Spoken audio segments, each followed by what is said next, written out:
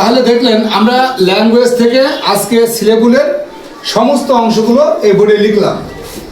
আজকে এই পার্ট আমরা শেষ করব। এই পার্ট শেষ করার আগে আমাদের কিছু জিনিস আপনাদের এখানে তুলে ধরবো, আপনারা খুব মনোযোগ সহকারে শুনবেন। সকলে খেয়াল করেন, ল্যাঙ্গুয়েজ মানে ভাষা, গ্রামার মানে ব্যাকরণ, ইংলিশ গ্রামার মানে ইংরেজি ব্যাকরণ, লেটার মানে বর্ণ, লেটার দুই প্রকার, ক্যাপিটাল লেটার বড় হাতের বর্ণ, স্মল লেটার ছোট হাতের বর্ণ, অ্যালফাবেট মানে বর্ণমালা, অ্যালফাবেট দুই প্রকার, ভাওয়েল স্বরবর্ণ, কনসোনেন্ট ব্যঞ্জন বর্ণ, ওয়ার্ড মানে শব্দ, সিলেবুল মানে শব্দাংশ, সিলেবুল চার প্রকার, মনোসিলেবুল, ডাইসিলেবুল, ট্রাইসিলেবুল, পলিসিলেবুল। এখন দেখেন আমরা এটা বিগত দিনে পড়িয়ে আপনাদের মুখস্থ করিয়েছি। আজকে এটা কিভাবে আমরা সমাপ্ত, আজকে কিন্তু এই ক্লাসগুলো শেষ করে দেব, এরপর আমরা আলাদা ক্লাসে যাব। তো আপনারা এখন দেখেন, আমি এখানে কিছু জিনিস আপনাদের শেখাই, খুব ভালো করে মনোযোগ দিয়ে দেখেন।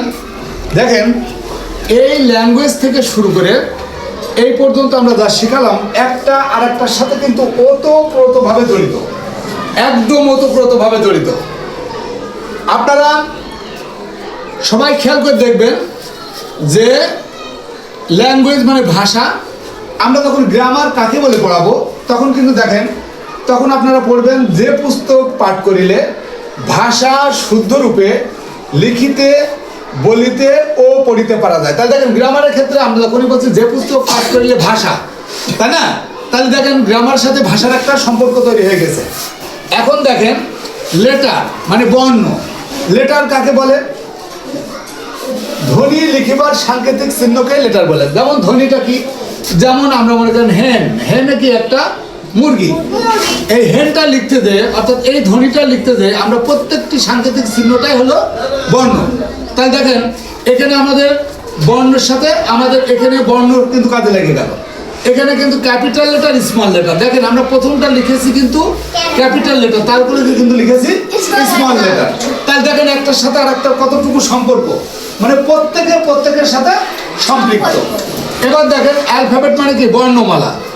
অ্যালফাবেট দুই প্রকার, ভাওয়েল স্বরবর্ণ, কনসোনেন্ট ব্যঞ্জন বর্ণ। এখন দেখেন আমরা যখন পড়বো মুখস্থ করব তখন ভাওয়েল স্বরবর্ণ, তাহলে যে বর্ণ অন্য বর্ণের সাহায্য ছাড়া নিজে নিজে উচ্চারণ হয়, যে বর্ণ অন্য বর্ণের সাহায্য ছাড়া নিজে নিজে উচ্চারণ হয় সেটা কিন্তু স্বরবর্ণ।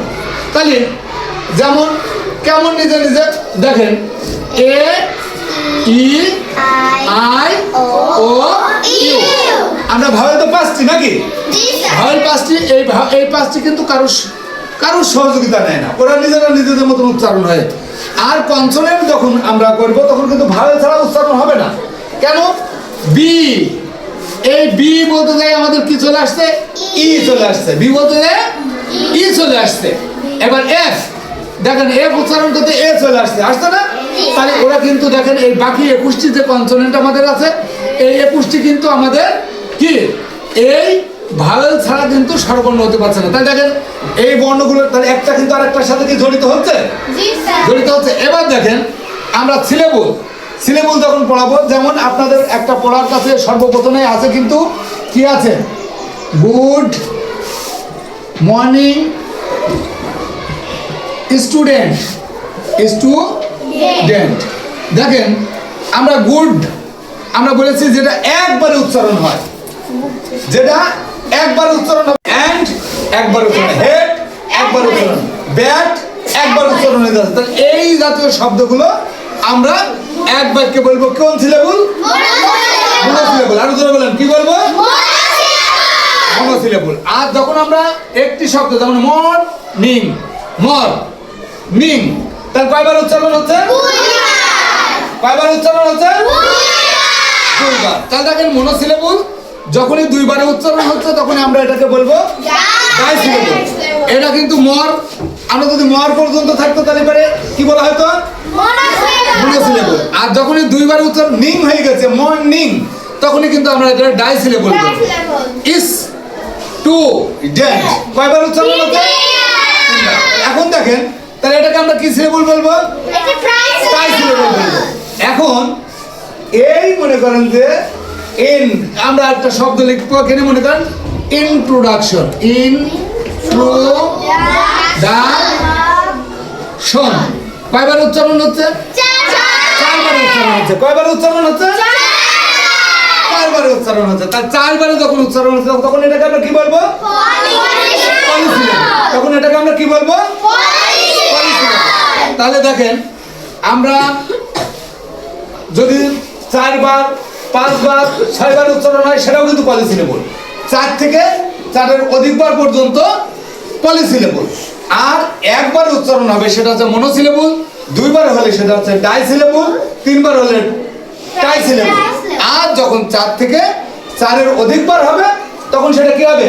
তখন সেটা পলিসিলেবল। তাহলে আজকে দেখেন আমরা আপনাদের কিন্তু এইগুলো সব মুখস্থ করিয়ে দিয়েছে, এইগুলো আজকে বুঝিয়ে দিলাম যে একটা আরেকটার সাথে কেমন সম্পৃক্ত। আগামীকালকে যে জিনিসটা আমরা ধরবো সেটা হচ্ছে সেন্টেন্স। সেন্টেন্সটা যে কি জিনিস সেটা কিন্তু আগামীকালকে আমরা ক্লাসে আলোচনা করব, ঠিক আছে? তো আপনারা এই জিনিসগুলো একদম মানে হৃদয়ের ভিতরে গেঁথে নেবেন। যখন যেভাবে যে স্যার যেখান থেকে ধরুক, প্রাইভেট স্যার ধরুক, বাড়ির লোক ধরুক, যে ধরবে বা কেউ এসে আপনাদেরকে প্রশ্ন করুক, আপনারা কি একদম ছোটস্থ উত্তর দিতে পারবেন না? পারবেন তো? আচ্ছা ঠিক আছে, ধন্যবাদ। তাহলে আজকে এ পর্যন্ত, সবাই ভালো থাকবেন, সুস্থ থাকবেন, আবার দেখা হবে। আসসালামু আলাইকুম।